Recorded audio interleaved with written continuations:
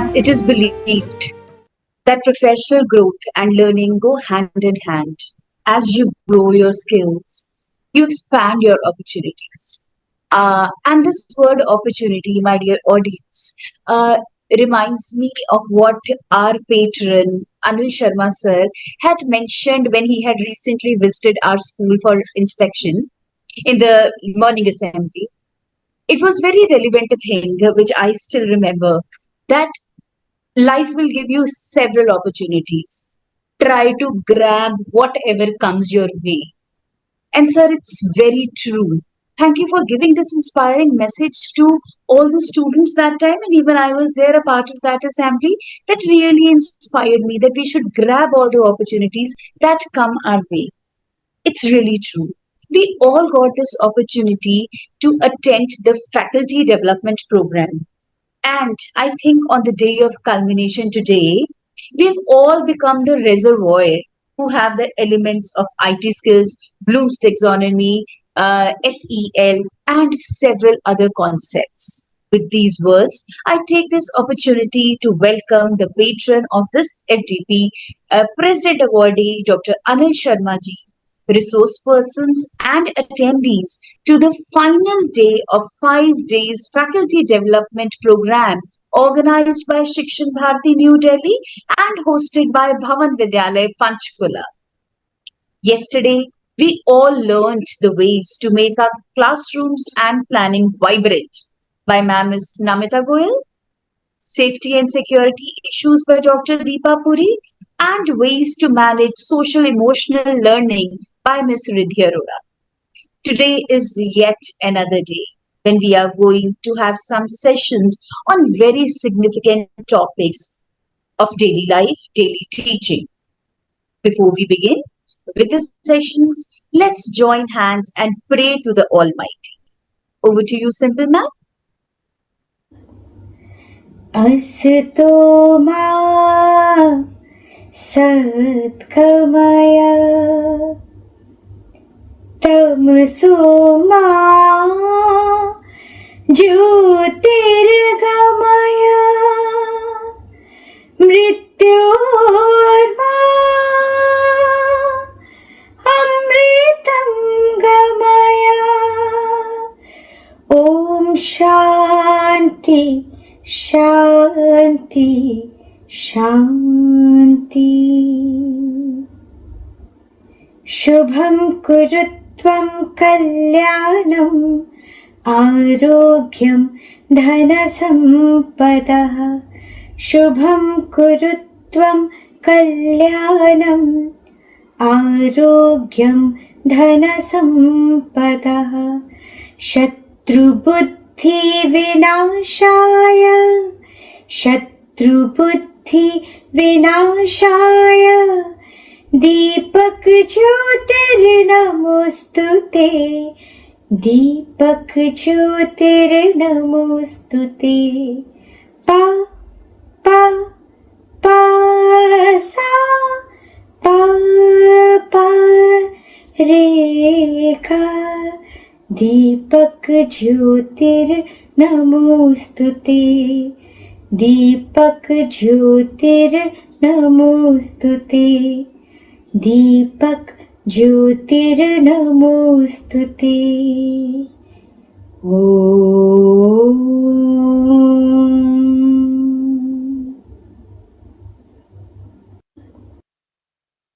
Thank you, Jagrati ma'am, for this melodious invocation to Lord. So, with permission of yours, of sir, can we begin with the sessions today, sir? Yes, please. Thank you, sir. So this session was all about the phonetics, the basis of language, how we learn to structure our words, structure the pronunciation.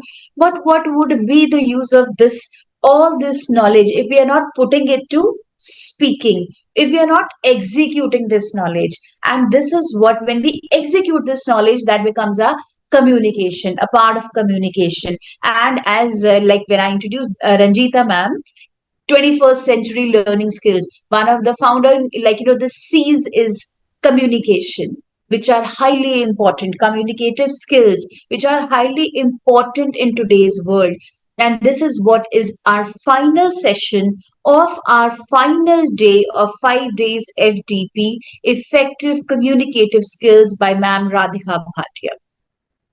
Communication is the cornerstone of all human interactions, playing a vital role in our personal relationships, educational endeavors, and professional achievements.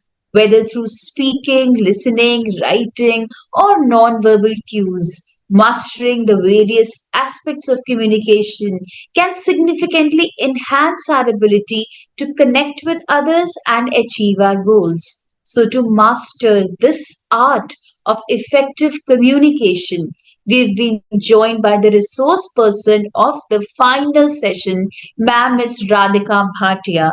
She is the coordinator of the junior wing at Bhavan Vidyalaya, Panchkula. Ma'am, we welcome you. Ma'am has been into the field of education for over a decade. Ma'am has served as principal and at other administrative posts, notably at Army School. Ma'am is trained in the art of persuasive writing and public speaking through the Harvard X and is a Google Level 1 certified trainer. Ma'am has conducted over 25 workshops and webinars focusing on innovative teaching practices for educators. Ma'am has also trained NTT aspirants and guided parents as well in parental workshops. Ma'am holds the title of School Innovation Ambassador. Ma'am also received the AWWA Award of Excellence for outstanding work in empowering women and children of Army officers and personnel. Ma'am, we welcome you and we are looking forward to getting our communication skills enhanced by you. Over to you, Radhika ma'am. Thank you so much. A very warm namaste, firstly to Dr. Anil Kumar Sharma, Regional Education Officer, Bharatiya Vidya Bhavan, New Delhi, and my dear educators. Thank you so much, Prerna ma'am. I truly appreciate your kind words for me. And I would like to take this opportunity to thank Dr. Anil Kumar Sharma sir and my revered principal, Mrs. Gulshan Kaur, for providing me this platform to interact with this August gathering and to also elaborate on the topic of effective communication skills that we all must possess as an educator as well as imbibe in our children. So with this, I like to take the permission.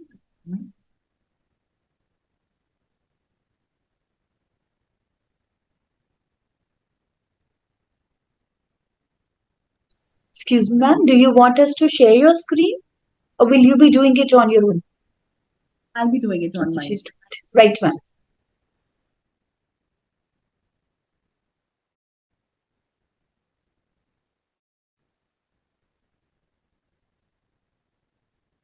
Dear participants, please share a thumbs up in case you can see the first slide so that I can say that yes, my slide is visible to all.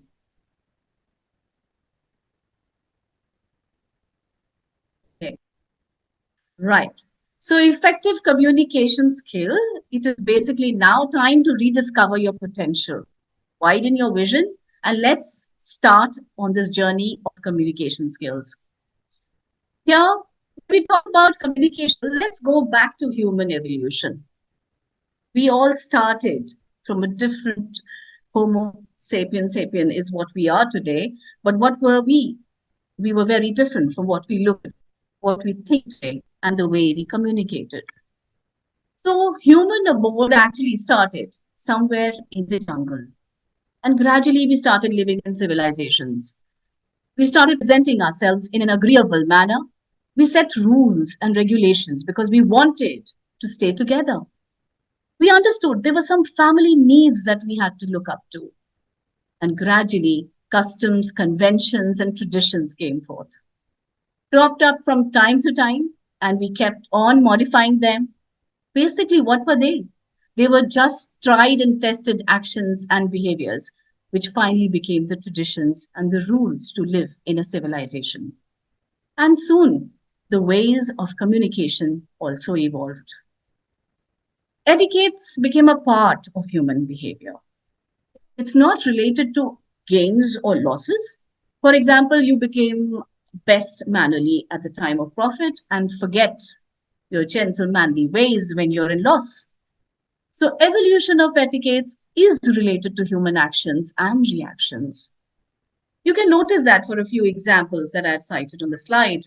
When two people meet, the way they communicate, the way they converse is all about the etiquettes that they have. A new bride, for that matter, a new subordinate, or let it be the code of conduct at the time of war and peace by the Red Cross Society, the Red Cross Code that we say. So it's important somewhere to be aware of who are you and introspect and evolve. Because the first thing that you notice in a person is actually the personality of the person. So, what is your personality? How you communicate your own values, your attitude, your opinion. That is what forms the personality of the individual. So, does miscommunication create problems in life?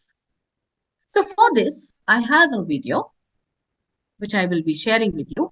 And I want all of you, as you're watching the video, you can also share in the chat box the problems that are faced by the individual.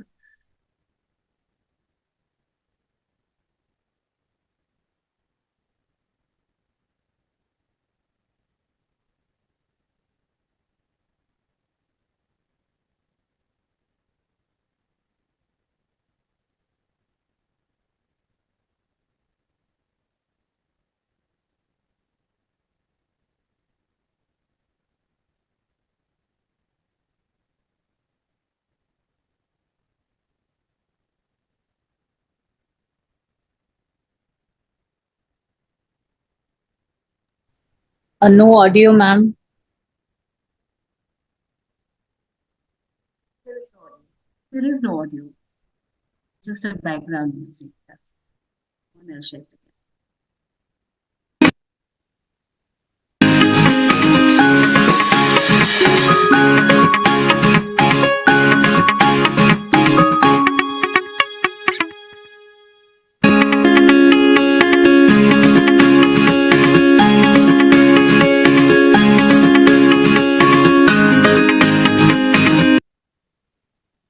We come to the first story.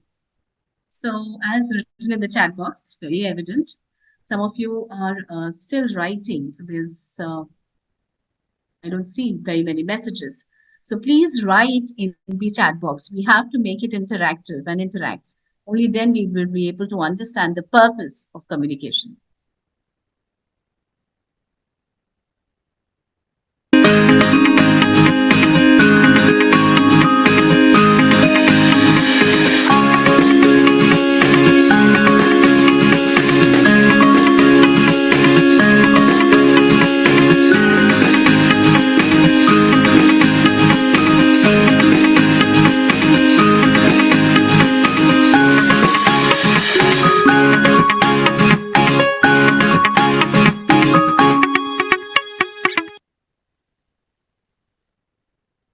All right. So, what have we inferred from this video? If anybody can unmute and speak, because Ma'am, was it being, not making the right choice of words? You're very crude about what you want to convey, not polite. exactly, there is a different opinion in the first story. The same individual wanted to communicate something else, wanted to listen, but did not know what words to be used at the right time and the right place. Similarly, in the second scene, when he wanted to address a gathering and he wanted to motivate them, probably he did not end up doing motivation. There was probably revolt and there were banners, which we could see. And in the third scene that you see, that you feel that he feels dejected, he feels that everything that I'm even writing, whatever I'm communicating with the people, is not being communicated. It is actually not being addressed the right manner. So, thus comes the problems that we generally face, knowingly and unknowingly, in our day to day life. And I'm sure each one of us has already faced one or two such instances, at least in our lifetime, wherein we wanted to communicate something else, but it was interpreted completely in a different way. So here I come down to what is communication. Communication is actually the process of sharing, right? We share our information, ideas, and thoughts from one person to another. It can be verbal, it can be non-verbal, it can be written or spoken. But what is effective communication on the other hand? It is the ability to convey the message in the manner intended by the sender with the recipient understanding the same message. So, what is the communication process? The sender here, he says something, he encodes a message, and then it is decoded by the receiver. So, simple flowchart. But is that all? No. We have a feedback also which goes back to the sender. And that is how this flowchart of communication process works. But is it really beneficial? Well, at workplace, yes. There are lesser misunderstandings, it's healthy workplace culture, non-threatening environment, and that's not all. It solves conflicts. It leads to a lot of team spirit, increases self-esteem, gives you a clear direction if you're trying to communicate something to your team members, creates a stronger team, higher employee job satisfaction, and of course, success, be it at workplace or be it for your learners. So, what are the factors which are affecting the perspective in communication? And these factors have actually become a barrier. We all know when an Indian who knows only Hindi and a Chinese who knows only Mandarin want to interact with each other, there is a language barrier. There is visual perception. For example, a man wearing torn clothes is poor, so he cannot pay. Past experiences. For example, the shopkeeper cheated on. So let's be careful and let's not go that side. Prejudice, of course, no one in my class listens to me. So often I hear this from students. Feelings, I am sad, let me not talk. Environment, if we talk about noise and disturbance which is there and therefore you're not able to speak. Personal factors are there. Sometimes you have the fear of speaking and you don't know what the reaction might be, and it makes communication difficult. And of course, culture. For example, in some cultures, saying a thumbs up is fine, but in some cultures, it isn't. Well, that is not all. We have other jargons, emotional barriers, physical barriers, and cultural bases. A lot of taboos which are forming barriers for communication. So, how do we overcome these barriers? How do we become a skilled communicator? So, here are the tools which will help us bridge them.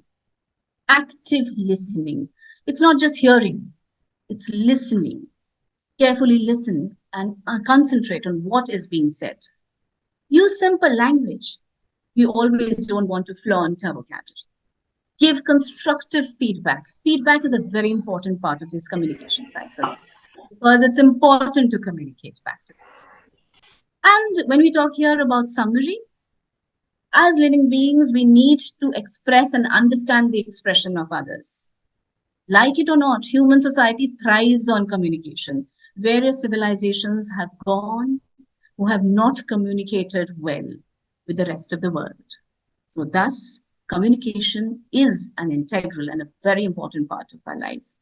And not to forget, when a recent survey was done, it is the second most sought after skill after your education qualification by various corporate houses and organizations across the globe. So, what are the types of communication? So, based on communication channel, it can be verbal, non-verbal, and written. Based on style and purpose, it becomes formal and informal. So, what is the objective behind? Why do we really want to have an effective communication? It's development of interpersonal skills. We do not want miscommunications like we just saw in the video. We want to express effectively and we want maximum efficiency. And here come the famous 7 C's. Clear, concise, concrete, correct, coherent, complete, and courteous. I'm sure you all have heard this. And now it is very important and it is imperative for us to teach our dear learners also how to develop effective communication skills. Well, there are different methods. We have non-verbal, verbal, and visual, which I shall be taking up one by one. But before I go on to that, some golden rules for empowering ourselves to be an effective communicator are personality, as I just integrity, confidence building, appearance, consideration, tact, and manners. I will first elaborate on a little briefly on each one of them, and then we shall move forth. Let's say when we talk about integrity, integrity is to act in a very honest and a truthful way. And it has to have, you have to have self-control. You can't be casual, you can't be artificial. Real manners make a person believe and behave naturally. Etiquettes of welcoming someone, entertaining someone, bidding farewell to your colleagues, to your friends, to your peers, to your bosses. The style of speaking to your friends and relatives, they all are important in life. So, thus, self control is important no matter what the surrounding environment will be. It is also important to boost your confidence because it helps us to move forward. So, what do we do for confidence building? Always interact with a smile. So, if I have to sum up some of these confidence building tips, first, fake it till you make it. Show confidence, convert it into real confidence. That's the tip number one. You don't always have to show what you're feeling inside. Tip two, realize that mistakes don't matter. You know, you can create mistakes. Mistakes should not make you feel shy about it. Learn from them. And third, of course, take it easy. You don't have to use words that you've recently learned from the dictionary.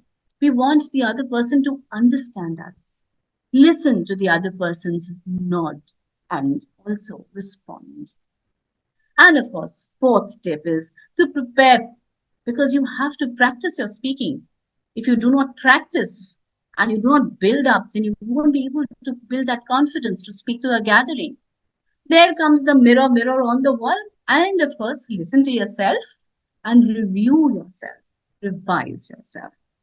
All right. So these are, of course, the four important things. I can see Dipali Madan has raised her hand. Ma'am, if you have something to say, you can unmute.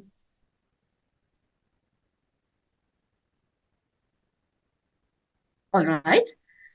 So now we move on to this activity, which is who is the world's most confident person?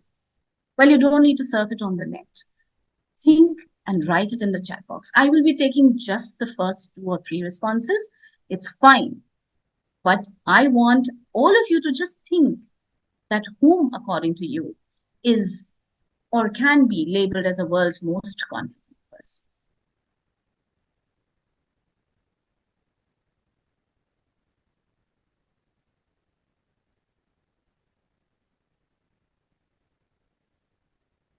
All right, I feel everybody's still thinking. Or are you surfing Google? I'm sorry to say you won't find it on Google. Excuse me, ma'am. Yes. If you have asked this question, who's the world's most confident person? I think going by the scenario these days, elections and all, I think there is one, the most confident person in our scenario who's going to be crowned very recent, like soon. Yes, definitely.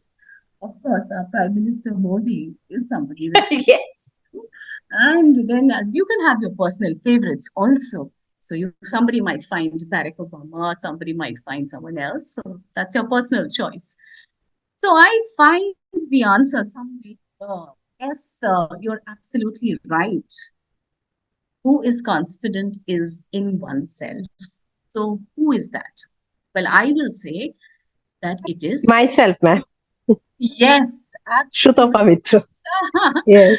Yes, so to Pamitra, thank you for that answer. You yourself are the most confident person. So that Yes, yes. believe True, in ma'am. yourself. So kudos to you. So well done for that because yes, you are the most confident person. We do not have to look outside and see it. And I'm happy to see the smile that it brings to your face. So next we move on to appearance. Do really appearance matter in communication? Yes, it does. Always present yourself to the best advantage, because that also communicates. And how it does, we'll be taking up body language soon after this. So how do you initiate a conversation after you've done your confidence building exercise? Set up an intention. For example, if you're going for an office work, social gathering, going to school, going to start a class, address anyone, or even for that matter, even leaving for movies and picnics, set up an intention that where am I going and what am I going to converse on? Present yourself appropriately. Nobody is here judging your IQ. When you're just communicating, we just want to interact with each one. We don't want to know how much experience you have. We don't want to know what's your job profile. You just need to present yourself. Be open and confident. Stand tall, maintain an eye contact, have a firm handshake, smile, and avoid these nervous habits. And then be courteous and attentive. 100% attention to new acquaintance. Be polite to them, show them that you're listening to them. And of course, sensible topics are mandatory. But how do you close? So you close on a good note. You want the person wanting for more. So you have to show happiness to them that you're happy to meet them. It was great talking to you. You can share your contact details if you want to. And there the conversation begins. But now, when it comes to classroom teaching, the learning and the teaching of communication skills will focus on some macro skills and their sub skills, which we already know. I think all of you already know about listening, speaking, reading, and writing. But what is the methodology? There are a lot of activities. I will be giving you a few hints here and there wherein you can actually start doing these activities in your classroom and see a sea change in the child. What is the learning outcome we're expecting out of a communication skill session with the children? And how is the syllabus going to help us out? Well, it is going to create critical thinking, effective listening, help them in their career management, also learn skills like tolerance and leadership. And of course, academic writing, written and communication is also there. We also have a competency matrix according to which we can sum it up. I won't be going deep into this, but I will just take it briefly. If you want, I can share these notes with you. Listening comprehension for that matter, making notes from the oral text. So you can use an ICT tool and they listen to the different type of media. They make notes about it. So this is a common practice that you can do. Apart from that, oral communication, conversations, whether it is about any topic and that they deal with in their daily life. For small children, you can even start if you want to talk to a person who you just met and want to be friends with him, right? Then we move on to speaking skills. So here, again, to inculcate this, we can use ICT tools, we can have resource people, we can have famous speeches by various people. But the child has to understand what is the basic idea behind. How is the content going to be? The content and how it's elaborated. For example, if you're placing a request, what is the sentence framing going to be? What is the persuasion sentence look like? How are complaints and announcements different? What questions can be asked during interviews and how to present inquiries? So these are all important. And of course, what is the value they get? Of course, Ubuntu, as we've already heard. And when you talk about speeches, it helps them to speak eloquently. Debates, of course, they understand how to defend and understand various ideas, gradually leading to discussions and various ideas. When it comes to reading, again, the objective is that the child should be able to draw the inference from the text. But what are the various things that you can do? You can always use novels, newspapers, advertisements, and tell them, what do you comprehend out? I will be sharing a lot of activities with this. Then comes in writing. Here again, the use of the writing skill for writing correct sentences. You can use your ICT tools, you can use your library catalogs, you can have people and resource persons coming to your classroom and speaking, and then the children writing about it. So you can have various kind of essays which come in, be it factual, discursive, or argumentative. We understand basically what is the purpose behind the punctuation marks, how do you register things, and how do you, frame those sentences so that the person is able to understand what you're trying to say. So for junior classes, of course, we can start on a very simple note. You can tell them, okay, now we have something on SMS. All right. So how will you frame an SMS? How will you write it to the person? How will you share an email? All right. Take out certain news and ask them, what does this mean to you? Or you have to convey this news to somebody. How will you do it? So these are all effective skills. So what are the activities you can actually do in the classroom for listening skills? Very simple. Read a passage of about 100 words to 300 words, depending on the grade that you are taking up. First time, normal reading at about 110 words a minute, and the next time, slower your speed. Students can make these keywords, they can make those brief notes, and then answer the objective type. Speaking skills. Again, each student is required to make an oral presentation. That's what we always ask. Right? Subject for presentation might include, okay, now narrate an experience that you recently had during your summer vacations, or provide a description of a scene at the railway station, giving directions how to make a cup of tea, how to express an opinion, how to give a report of a recent happening.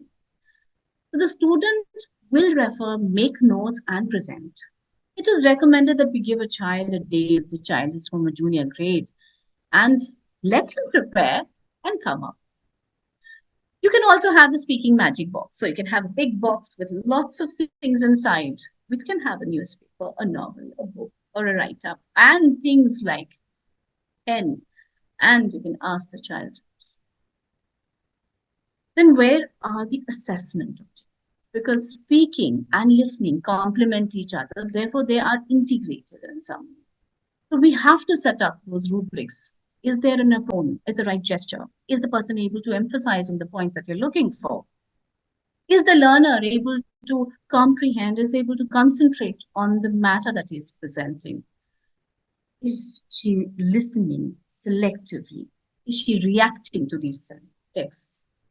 So reading and signing, that again, the learners should be able to understand when the child is reading. Is the child able to follow the development of the idea? Is the child able to recognize how language is used in text? Is the child able to deduce the information that is given in that text and infer it, paraphrase it in their own self, and of course, read proficiently? We also have guidelines how many words per minute for each grade, so we can always look to that. We also have resources like we have Story Weavers, we have this app by Freedom, wherein you can always refer these resources and also share with them during the summer break so that they build up on their reading. And as the facts goes, children who read 20 minutes a day are exposed to as many as 1.8 million words in a year. So a little time, 20 minutes a day makes a lot of difference. Then comes your writing skills.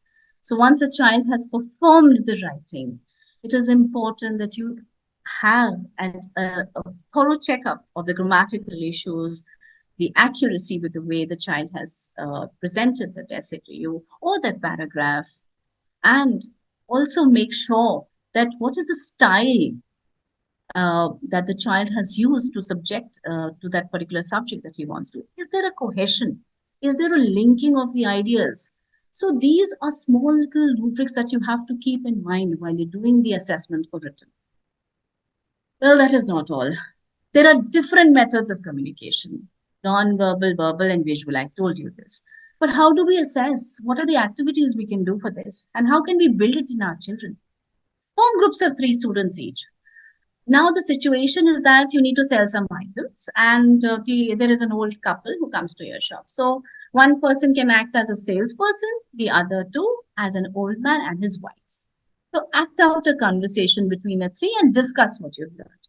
Now, if you actually notice in this particular situation, here we also have visual, non-verbal, and verbal communication.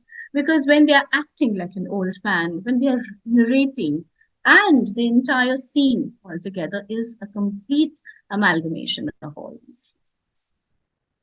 Another activity that you can take up as a group is factors affecting perspectives in communication. I just dealt with you that language is a barrier. There are various other barriers which we have. So let students from groups of three, and again pick up one of those barriers. Let them take language for that matter, and then they will define or put up a role play how it is affecting it.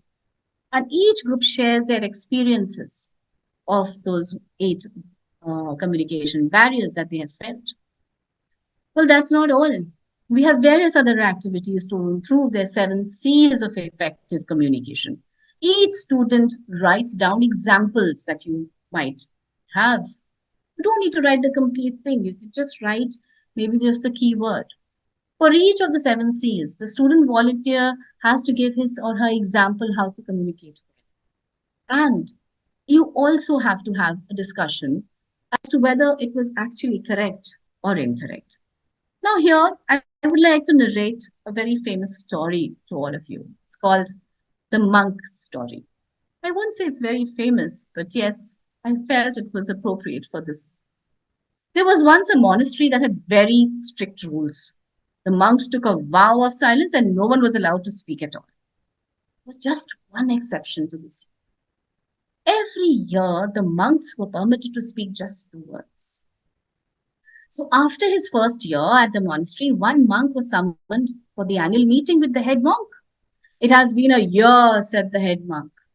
What are the 2 words you would like to speak? Bed hard, said the monk, trying to say that the bed is too hard.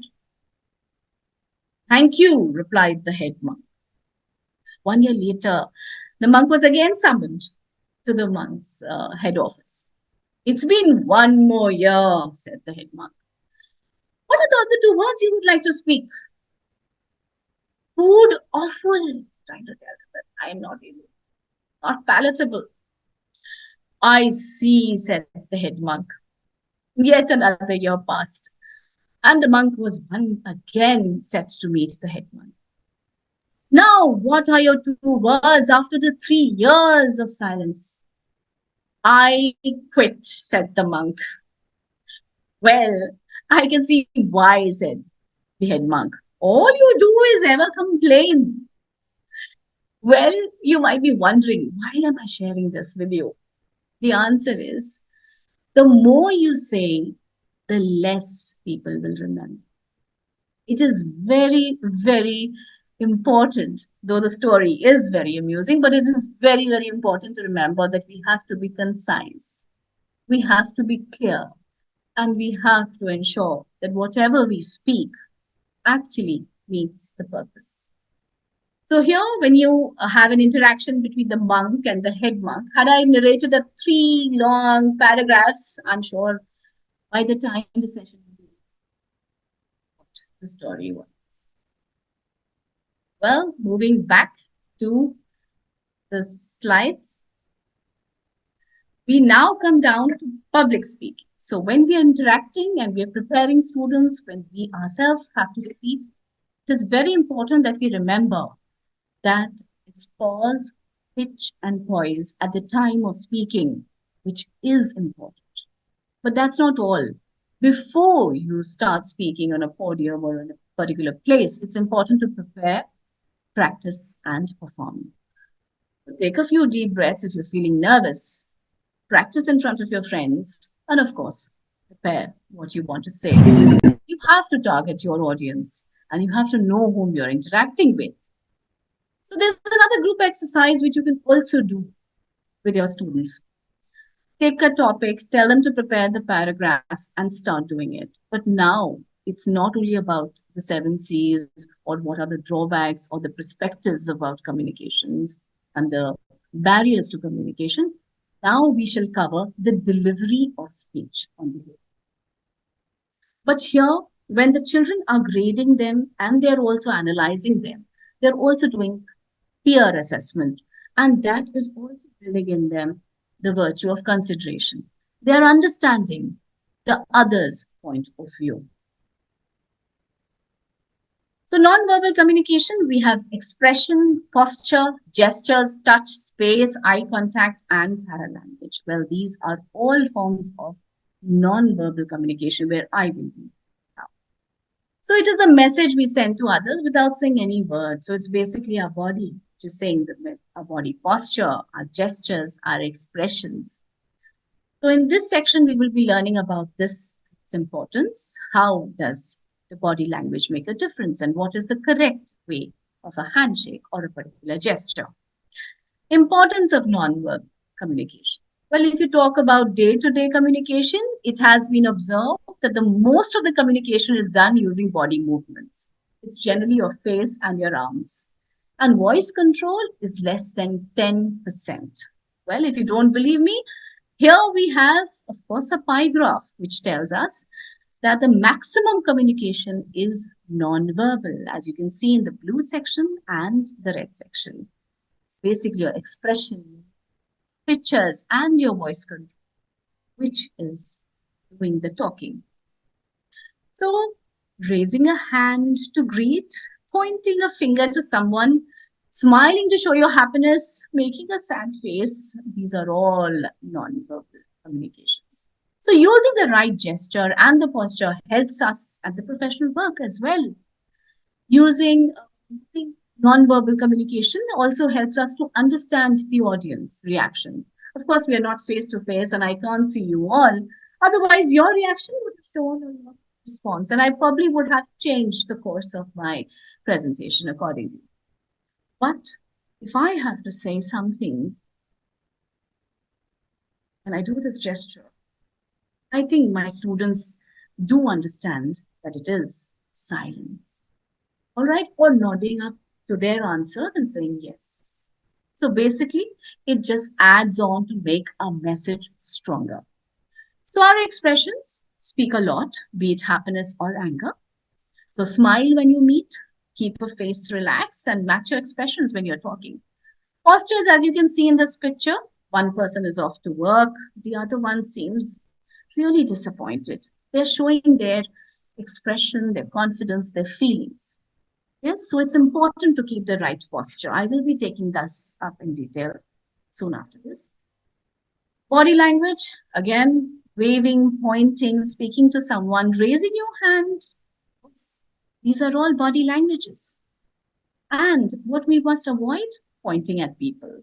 Yeah, we can bend our head a little when you're talking to someone so that you can show your concern and your attention to that person. Of course, a handshake, firm handshake, a pat at the back.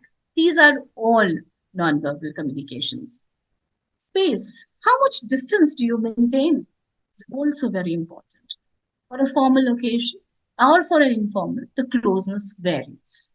Eye contact, it's very important. When we communicate with someone and we do not look in the eye, I don't think it works. So it's very important that you look in the eye you're talking. For example, let's say if a person is tying his shoes and looking at you, will probably not have a long conversation and not be able to communicate for a long time. So it's very important to look at the person and keep a relaxed feel. Well, when we talk about paralanguage, it is using a proper tone and volume. So you can maintain a moderate speed, right? Of course, because of the paucity of time, I am speeding up. But yes, when you are interacting with someone, speaking too fast may show overexcitement and happiness, and speaking too slow may show some seriousness or sadness. So the tone makes a lot of difference. Another important method is your visual communication. Now, when we say visual communication, it involves sending messages, not only through other things, is basically images or pictures. And with inclusivity coming in our classrooms, this is very, very method of communication that we have tried and we've also experienced works very well. The main advantage of this type of communication is you do not need to know any particular language. So even if the person does not know that language, it's fine, it's simple. You just show him flashcards, images, and your conversation can move on, whether the person belongs to any other. And you can use it for your students in your classrooms, but well, when it comes to adults, we already follow it. when it comes to visual communication through traffic symbols, traffic lights, sign for the ladies' washrooms and railway crossings, sign for flammable substances, and the list can go on. And of course, the pause and share button, which we have on our screens right now, is also a form of visual communication. So, what do you do in the classroom if you want to do any form of non-verbal communication? So, can you understand? Give them an option that can you understand how your friends are feeling when they're not, and they're not telling you how they're feeling. So they can form groups, prepare a role play, and act out in front of you. And one of the group volunteers to act before the entire class and discuss how they use the nonverbal communication. We also need to know that what are the do's and don'ts and what are the body language mistakes that they are doing. So there's someone out of the same activity, we should write down what are the do's and don'ts when you're communicating and you're doing any form of communication and which is not appropriate. And that will build these students with the idea of presenting themselves to the best advantage. Identify different types of nonverbal gestures in communication by the teacher and by the students. So this is, of course, the students will be able to identify that if you are trying to ignore or you're trying to pay attention to what they're trying to say. Here we come to another form of miscommunication. Well, just on a lighter note, I want to share this video which shows miscommunication.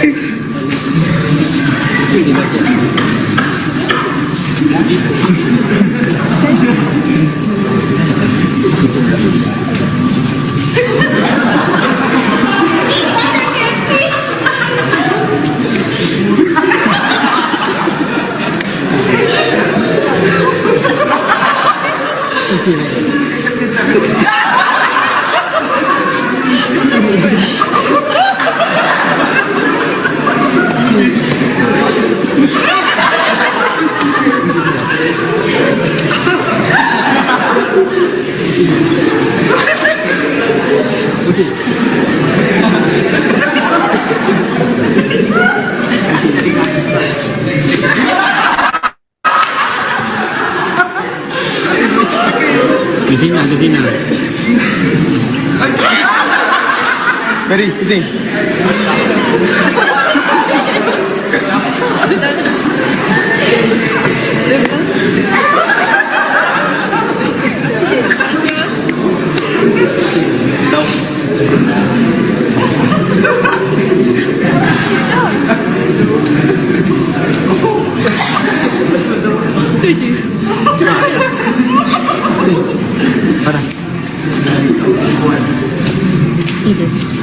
Iya.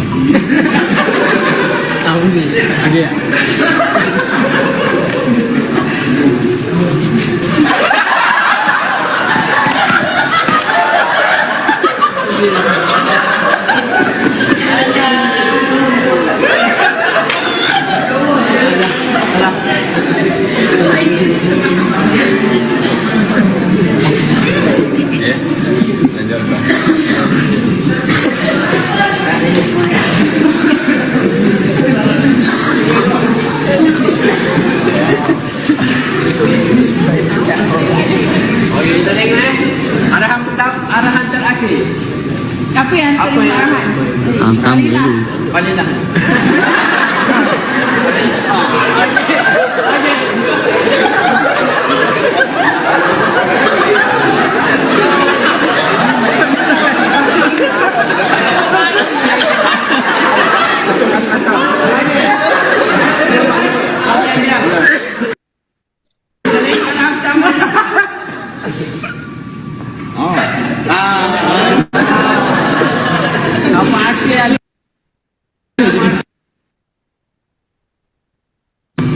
All right. So with this hilarious video, I'm sure you would understood that miscommunication can lead to a lot of problems, right?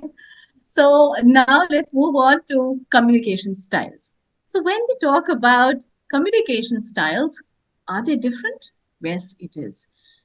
Sometimes you are communicating and you do not realize that you are in an aggressive mode.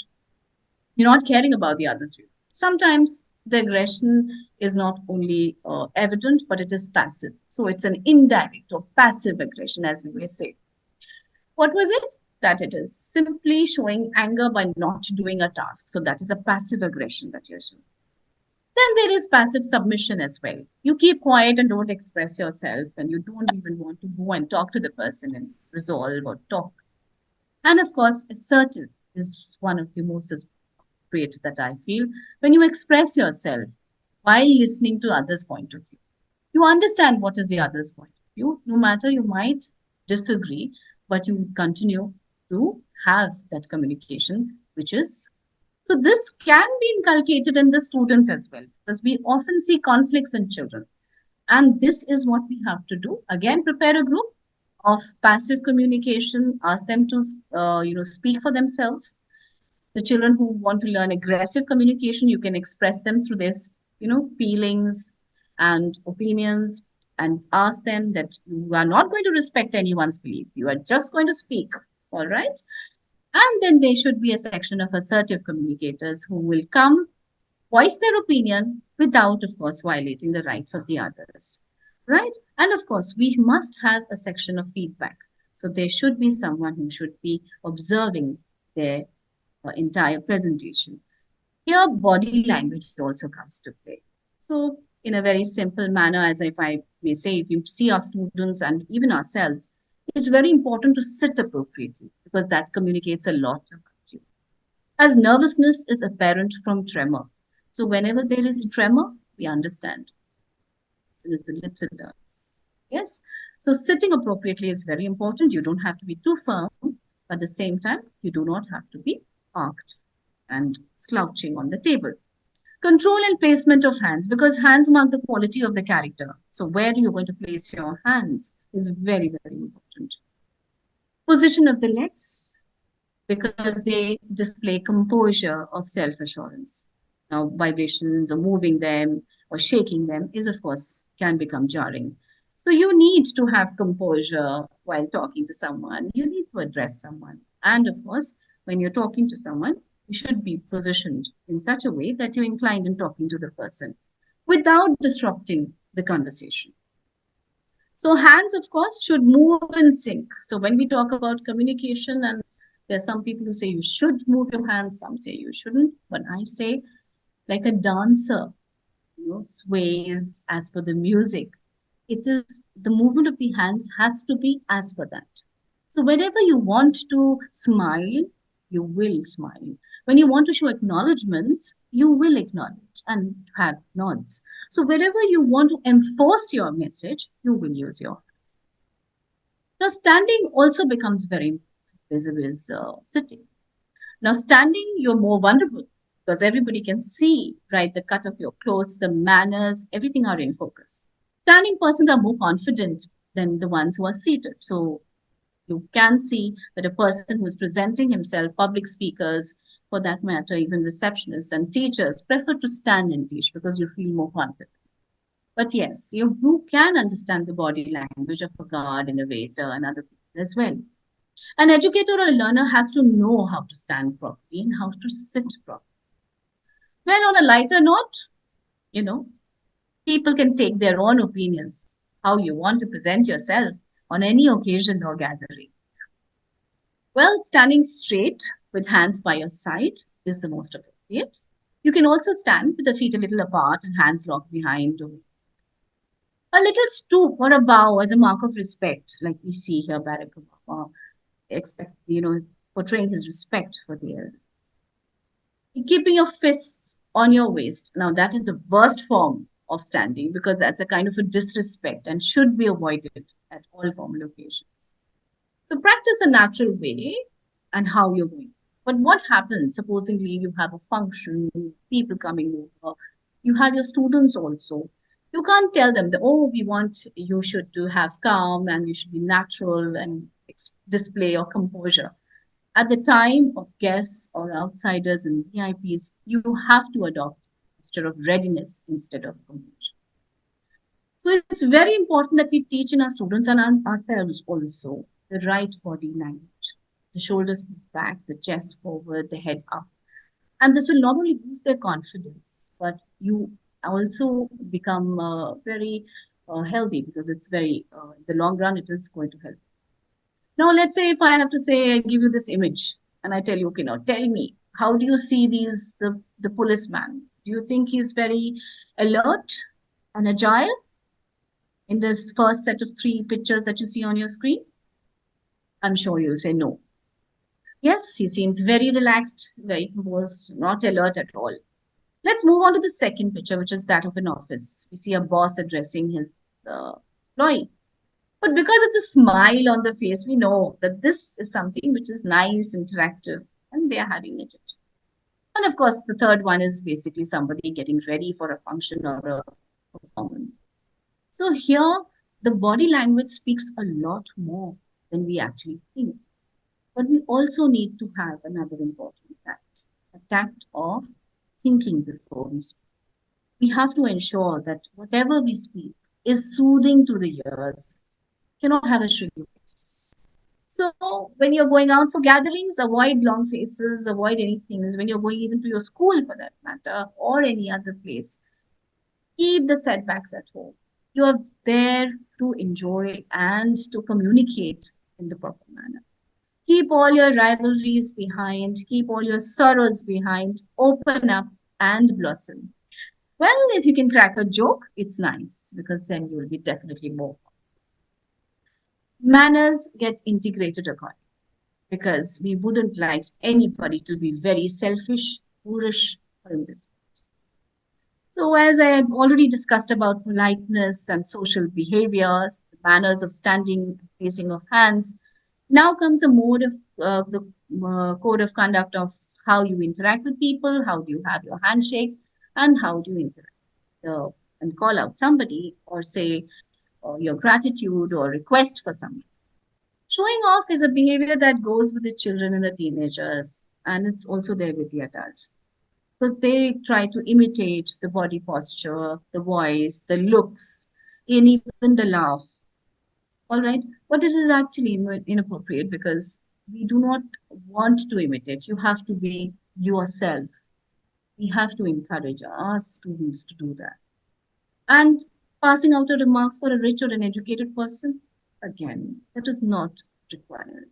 And we should refrain from doing it. Repetition. Now, repetition, it would mean that the person is doubting the intelligence of the latter. So there are, of course, complex explanations. So there you might have to explain one thing again and again.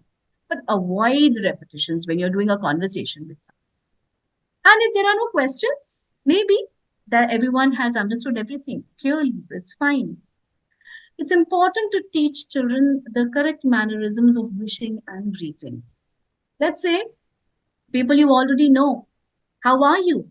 How are the things? How is it going? Lovely weather. I haven't seen you for a while. See you soon. I must be going. And how do you reply? Oh, I'm very fine. But not too bad. The weather's lovely. All right, see you tomorrow and bye.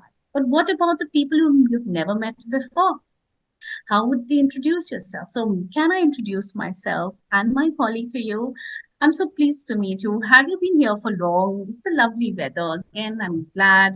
It's been very interesting talking to you. And similarly, you can also have your reply. It's like, nice to meet you. Glad to meet you. It's marvelous. Right? So, these are few things we can. When you're introducing yourself to a gathering, we don't want to know too much about your background. We just want to know the name and the company, the profession that you're in, the place of work. And this is what we have to teach our children also. Your speciality, then what you are going to do and how are you going to help them.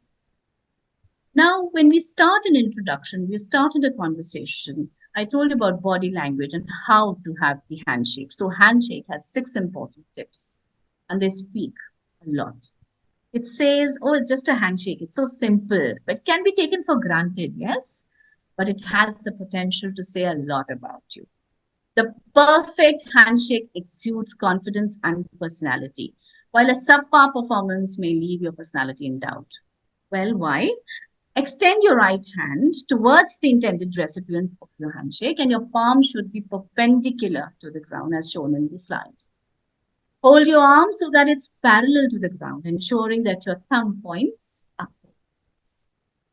When the recipient of your gesture offers his or her hand, engage his complete hand.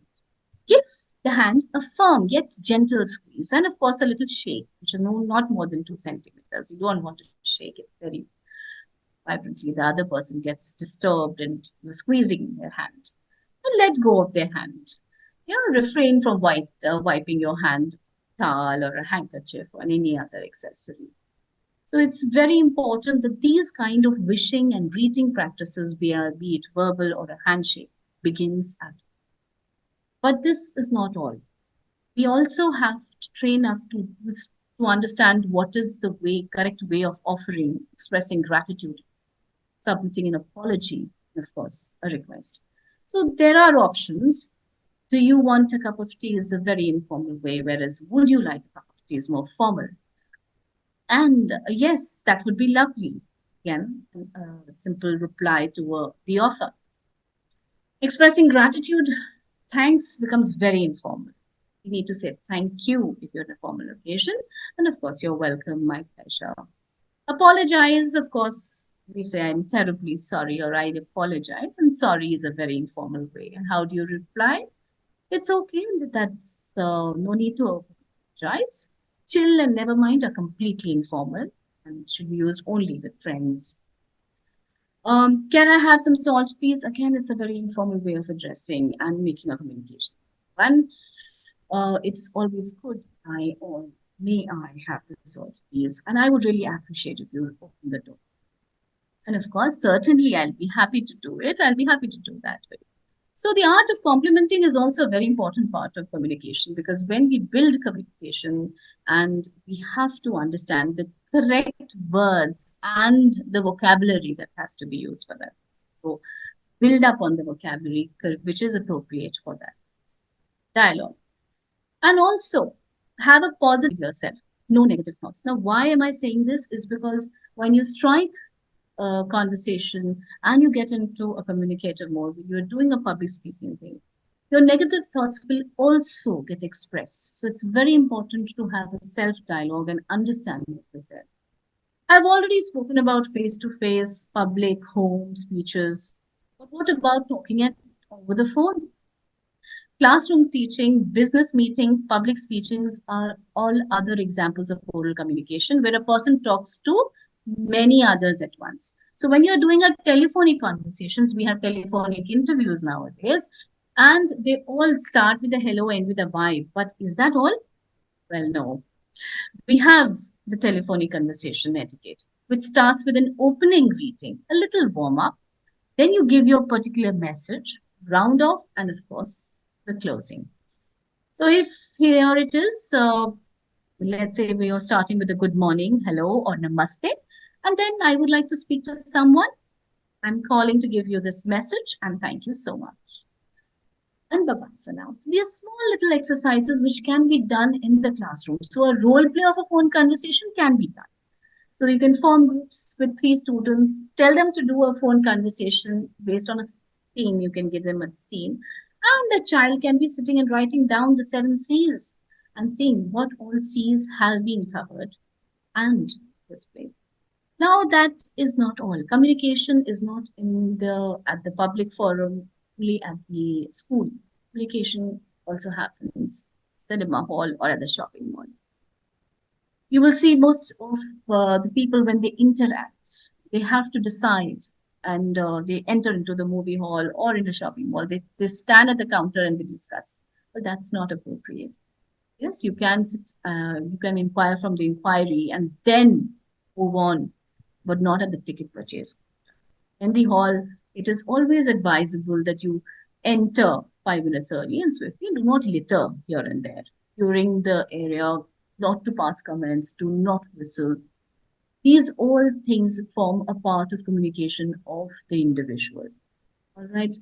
Um, After the movie, how do you manage your belongings? How do you take the exit? How do you deal with the elderly? Do you allow separate passage for them? These are all forms of communication. Apart from this, of course, we can have various activities like speech delivery, rapid fire questions, Chinese whispers, and just a minute. These all activities will encourage the children to come up and speak and communicate. But analysis has to go on side by side, as I had shared it earlier also. So keep analysis of expression, posture, and stance. And you should be also ready with some demonstration on the effective manner of speech. Give them topics on health, sports, gender, politics, current affairs, family, religion, food. Well, the list is on. You can gradually move towards debates. Because now that the child has learned and he has evolved, we can move on to this.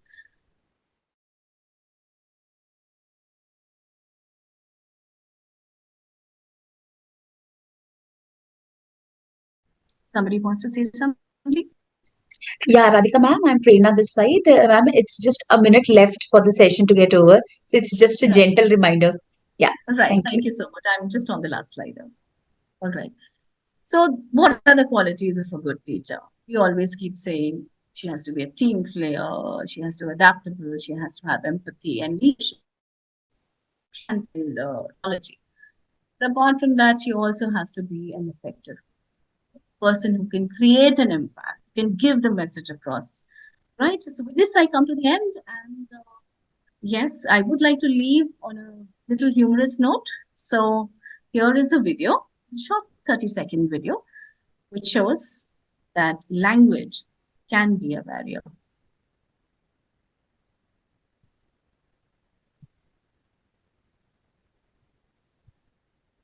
Das hier ist mein Sektor. Das hier ist das wichtigste Gerät des Küstenwächters. Das Gerät und das Gerät. Überlebensradar.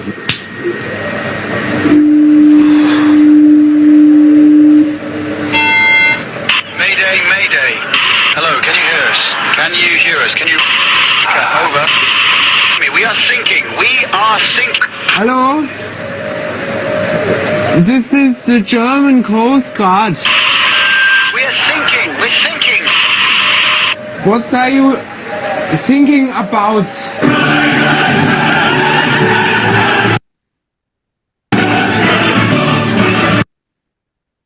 All right. But on that happy note, but not so happy for that person who was actually singing and the person thought he's just singing. So it's very important that we understand that language is important and language has to have an effective way of communicating, and it can create a lot of problems at times. So thank you so much, dear participants, for sparing in your time and being here, and patient listeners. There's a lot more to share, but yes, because of the paucity of time, we wouldn't be able to do. Otherwise, all these activities can be done in the workshop itself. But we wouldn't be able to do it now. But I'm sure that I've been able to provide some help to you to take up your communication skills in the classrooms. Thank you so much. Thank you, Radhika ma'am. Surely we will seek your help. And thank you so very much, ma'am, for bringing about the art of effective communication skills. Thank you so very much. May I now request ma'am Anjali Das Gupta from Bhavan Ganga Baks Kanoria Vidyalaya to propose a formal word of thanks for a resource person? Yes, ma'am. Good afternoon, all present here.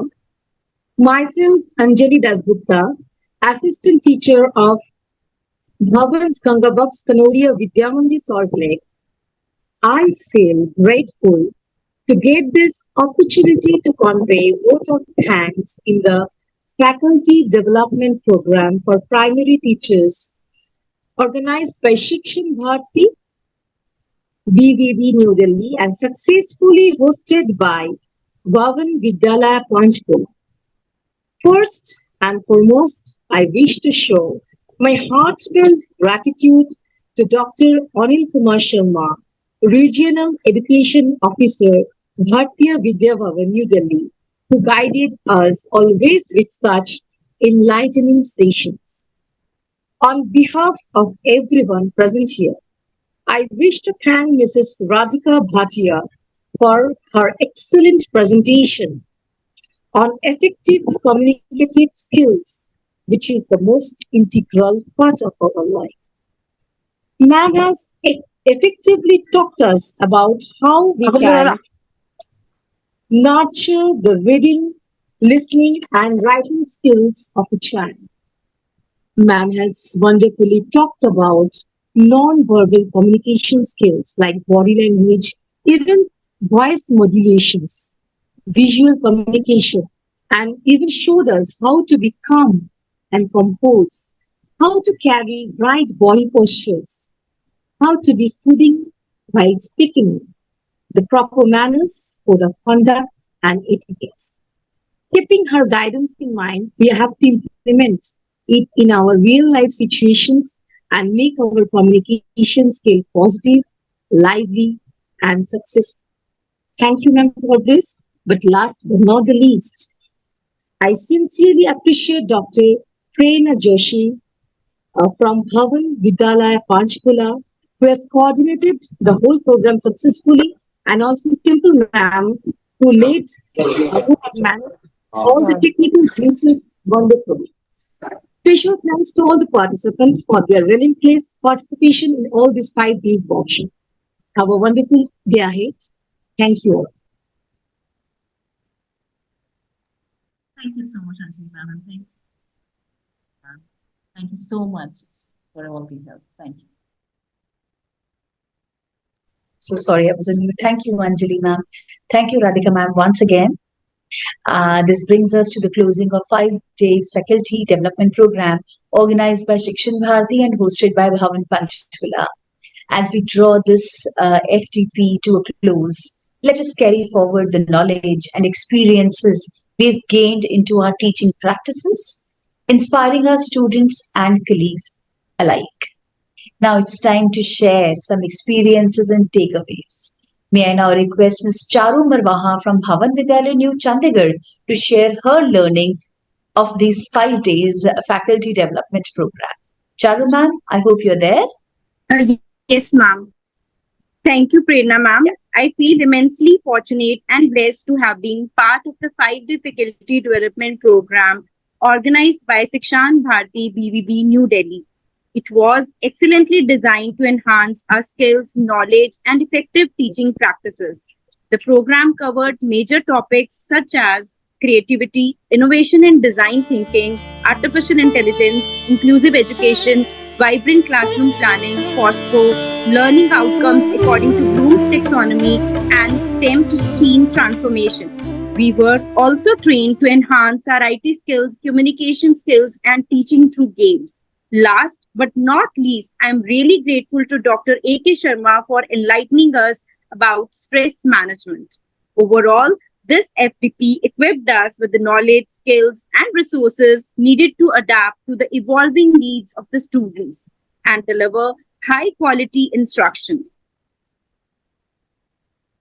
I thoroughly enjoyed every single session as they were informative.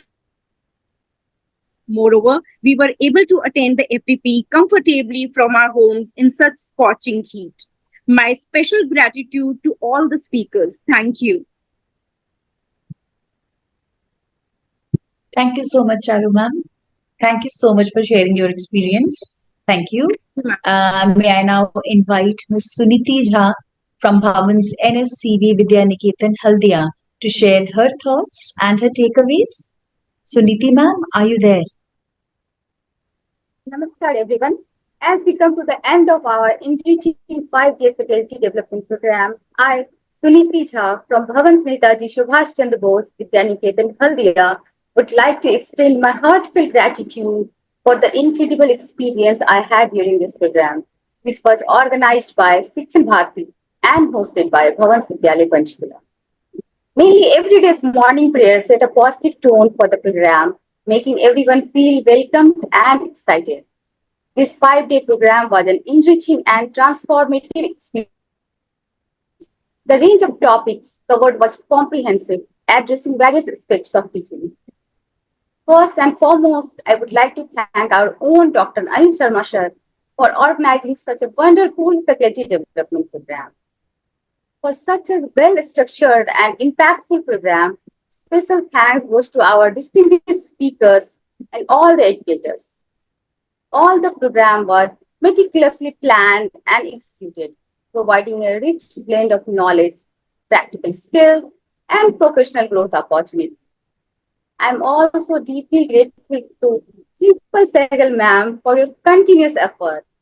Last but not least, thank you to our coordinator of this program, Prerna Joshi ma'am.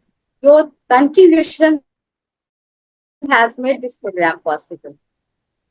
And yes, I'm excited to implement what I have learned and continue my journey in my professional growth.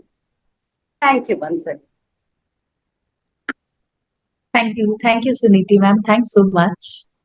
To give a formal closure to this enriching 5 days faculty development program, we were to be joined by the chief guest of this valedictory, Sir Shri Rajesh Mishra, Registrar Bharati Vidya Bhavan, New Delhi Kendra. But since he's out of country, so he couldn't join because of the time difference. But Sir has been kind enough to share with us a video message. Before we play the message, I would just like all of you to know that about Sir in very brief that Sir served as Education Secretary with Arunachal Pradesh government. His contribution to the field of education have been manifold. Being from the physics background, it was under Sir's guidance that the educational programs through satellite were made possible on the television screens. We can say that he is the forerunner in aligning modernization of education and satellite-based education. And Sir presently is the registrar at Bharati Vidya Bhavan, Delhi Kendra. May I request Simple Ma'am to play the video message? Good afternoon to all primary teachers who are imparting elementary education to the students, the future of the nation. It's a real pleasure to interact with you through this video message.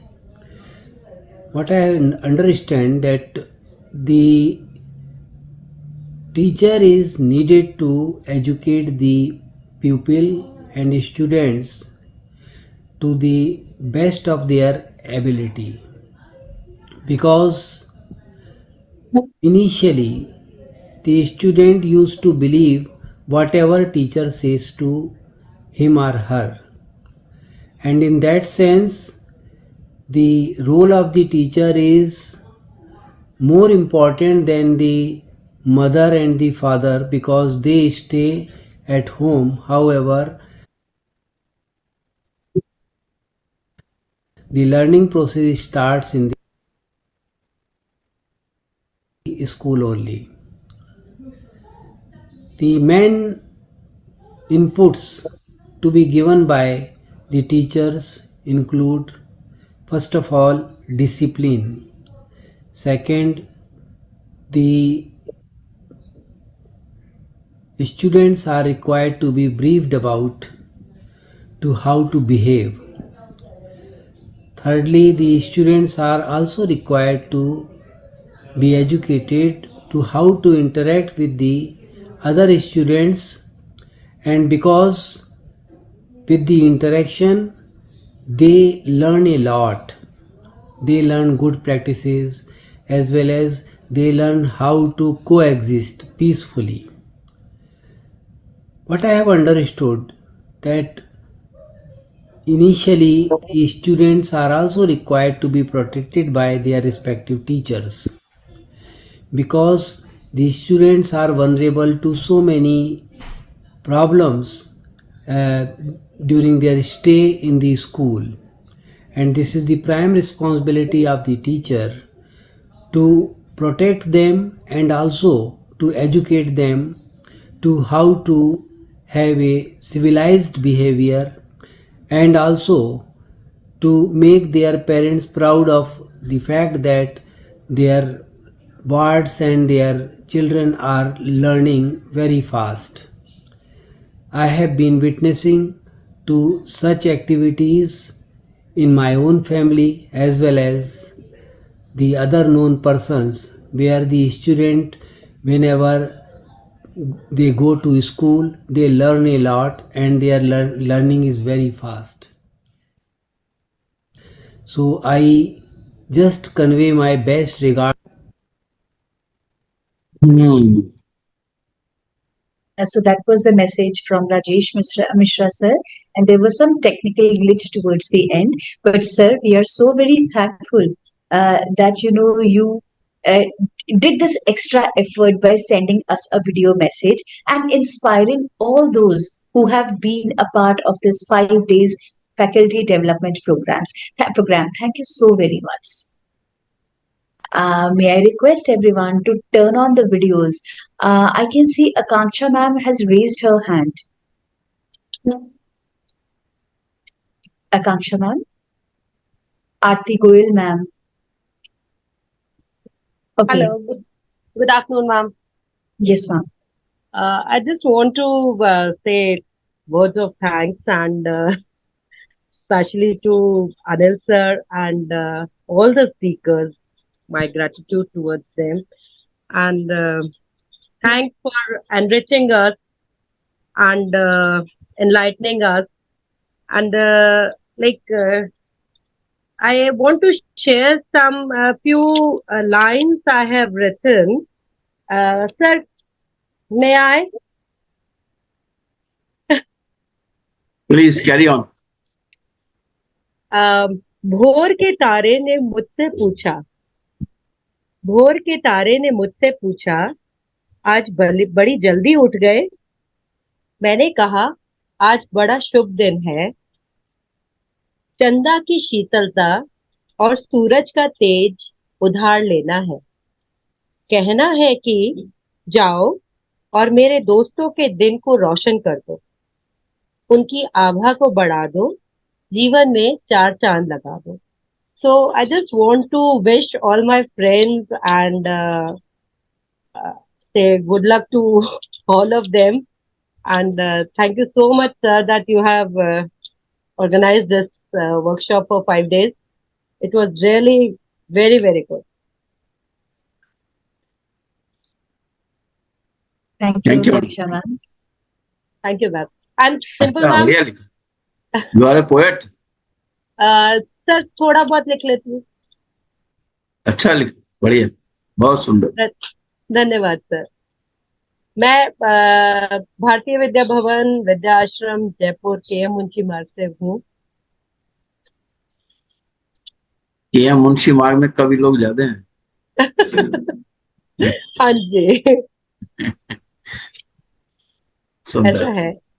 चलो धन्यवाद, धन्यवाद sir. Simple ma'am, thanks to you also. You were so polite for the whole session, for all the 5 days. Thank you, ma'am. Thank you all of you. Thank you. Any other one?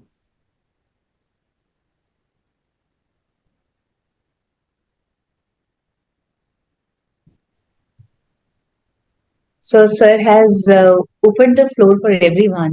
If at all we feel like sharing anything, any takeaways, you're most welcome to do so. That's the last time probably this group is going to be together. So if there's anybody who wants to Simple, is it possible to take the photograph? I'm already in a process and sharing in the WhatsApp group. Okay, that's good. That's good. We request everyone to turn on the videos so that we can have the beautiful faces captured on one screen. So all those who feel that we are beautiful inside and outside, please turn on the video so that we can have a beautiful screenshot. of the screen. Thank you. Teachers are all beautiful. Right, sir. Thank you, sir. So now it is my turn. Sir, let me take a head, like, a thumbs up from our technical expert. Okay. बहुत जरूरी है, very necessary. So So simple. everybody, Smile, everyone.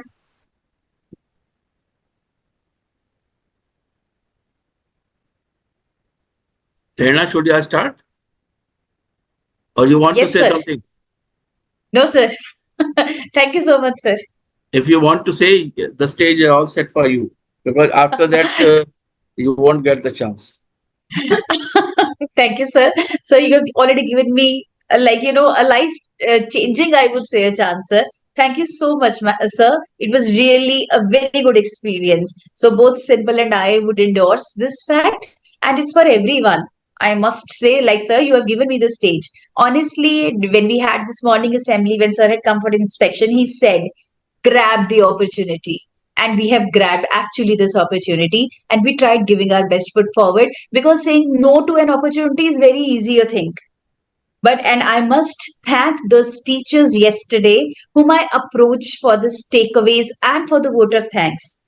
They were all those who grabbed this opportunity. Who actually, I really wanted to acknowledge all those teachers. It was just my one WhatsApp message or a WhatsApp call. They were there that, yes, ma'am.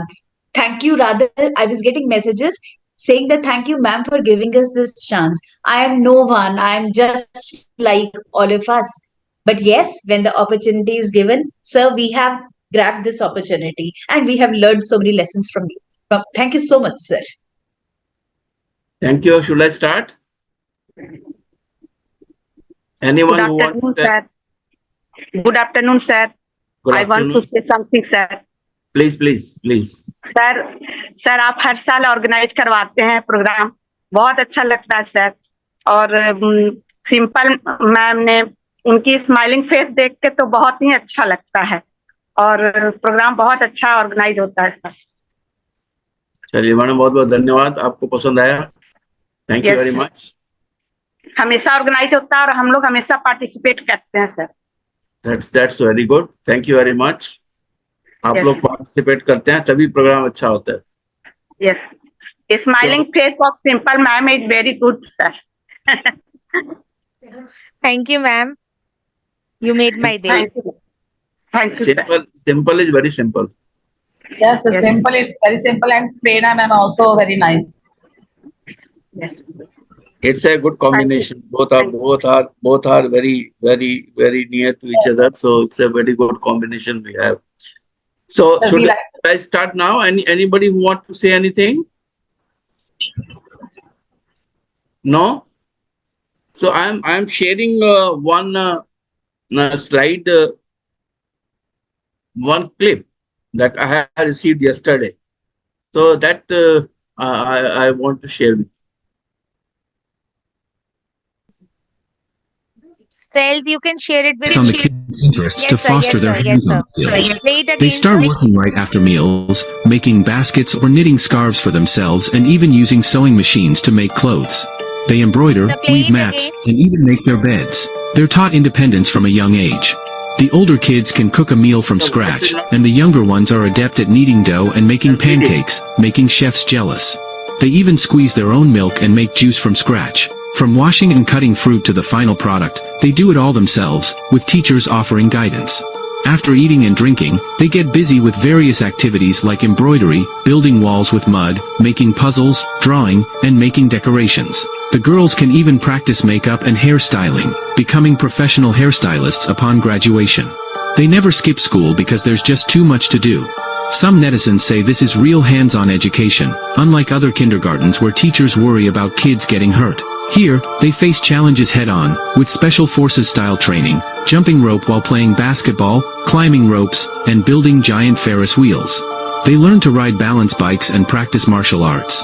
There's no crying when dropping kids off. They run straight to class. Fighting over toys? Non-existent. Everyone's too busy with their own tasks to bother with that. This is what childhood memories should be like. If it were your child, would you choose this kind of kindergarten?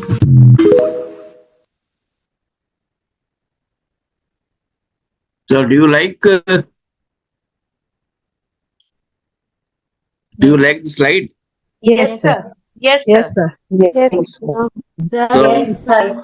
Yes. so the Japanese are very particular about the childhood, which is, you know, really meticulously taken care of, not just teaching them concepts, because there, what video you showed, there was an addition that they focus on technical skills, the science, the STEM education, they do focus, but the first 10 years, I guess, if I'm not wrong, they focus on building skills, patience, life skills, where they are good human beings more than just being robots and in the mechanism world where they are just minting money. So that's not the idea of Japanese culture in the early years of a childhood. Thank you, ma'am. So just now you have seen one Chinese slide and listen to the man. She was saying that Japanese used to do it. So when Japanese can do it or Chinese can do it, why not we? There is a big question mark. Because our parents' mindset is somewhat different. They feel that they are paying money for something. I'll tell you one very good incident that happened with me. I went to a school to collect my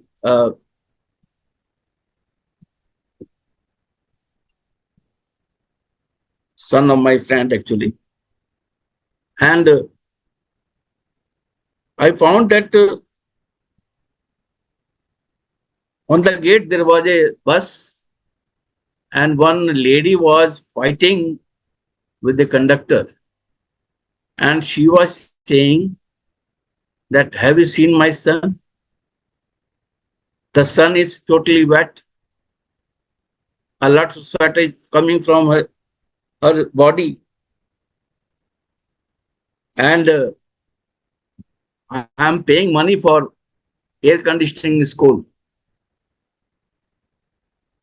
He is traveling in AC bus. Why sweat is coming from his body? So I was surprised to listen to the parent.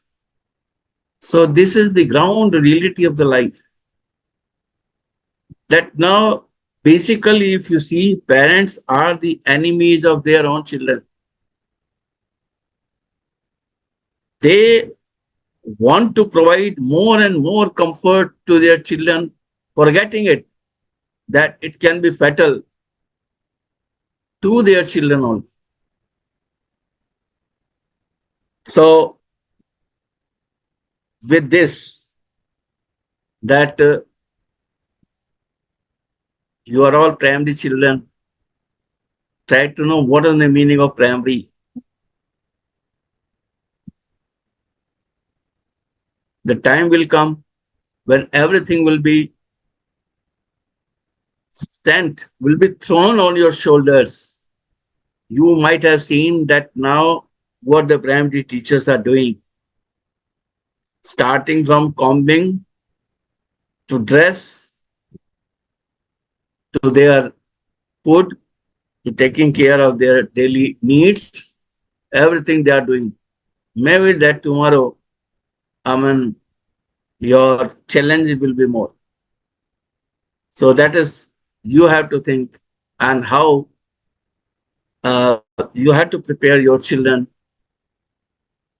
for the 21st century skills, for the 21st century, for the coming days, because uh, a child never forgets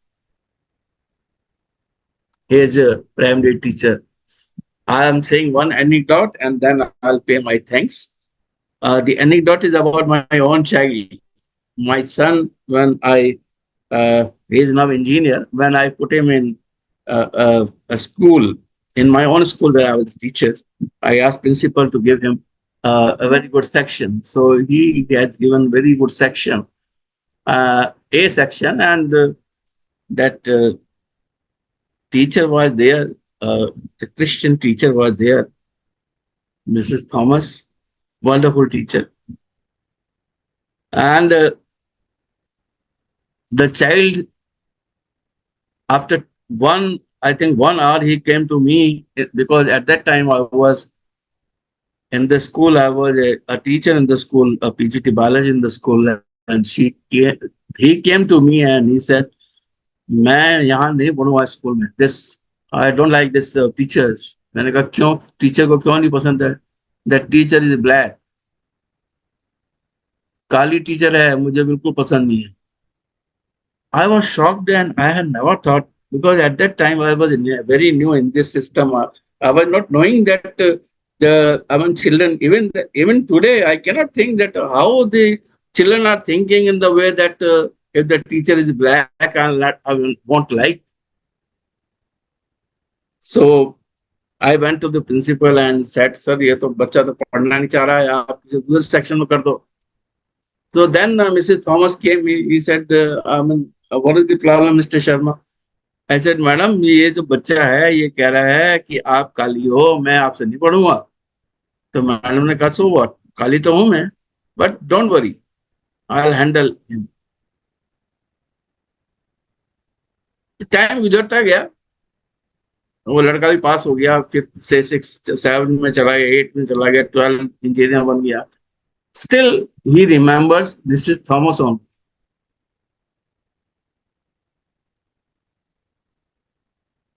She was his first teacher, and I don't know. Still, he used to ask, "How is she?" So this is the importance of a primary teacher. So thank you very much. It's my privilege to thank the director and the registrar who were with us in the opening and closing ceremony.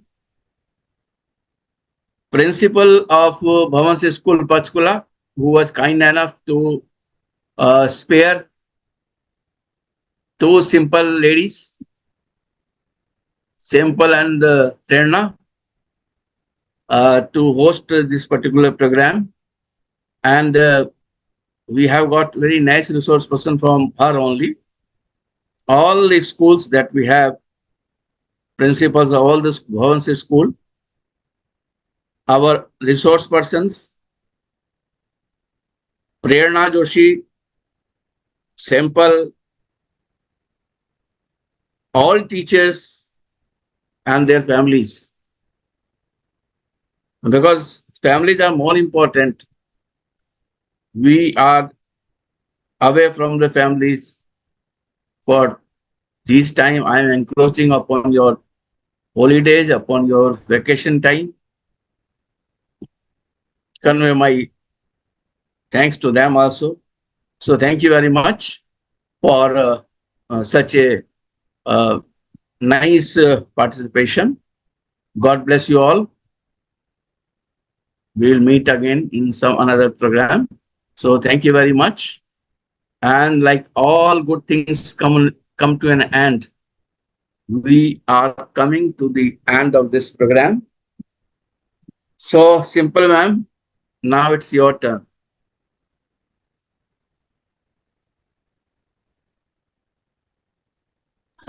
So I was telling Simple to now share her whatever she wants to. Because she's such a wonderful technical expert that we have, sir. Thank you so much. Can we please request ma'am to mute? Excuse me, ma'am. May I request you to please mute? Yeah, thank you. 5,000 Thank you. per day. एक दिन का 5,000. Simple ma'am, please do the needful. हाँ. Are you done? Okay. Thank you, Sharma sir, Anil sir, once again for giving us this platform, a direction to learn, share, and enrich ourselves. And we also, from the core of our heart, Simple and I, we thank our Madam Principal, Mrs. Gulshan Kaur, who thought of us worthy of being, conducting this particular program as the coordinators. We thank ma'am and all the resource persons and the participants. And it is because of their efforts that we have reached to the culmination of this 5 days faculty development program. Thank you, everyone, from the core of our hearts. Thank you so very much. And now let us join for a prayer, the culmination prayer. By over to you, Simple.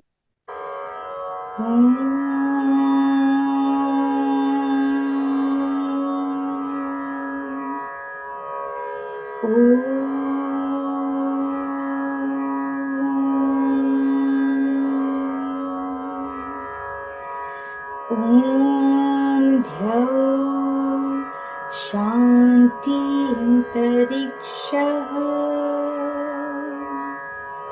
शान्तिः पृथिवी शान्तिरापः शान्तिरोषधयः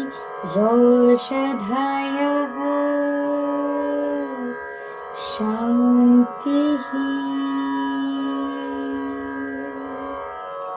वनस्पतय शान्तिः शान्तिर्विश्वे देवाः शान्ति ब्रह्मः शान्तिः सर्वं शान्तिः शान्तिरेव शान्तिः सामा शान्तिरेधि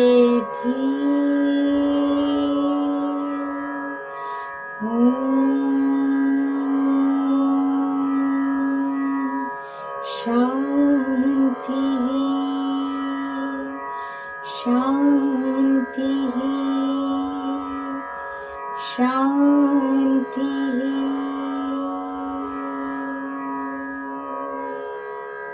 ॐ शान्ति Thank you, everyone. Thank you once again for joining this 5 days FTP.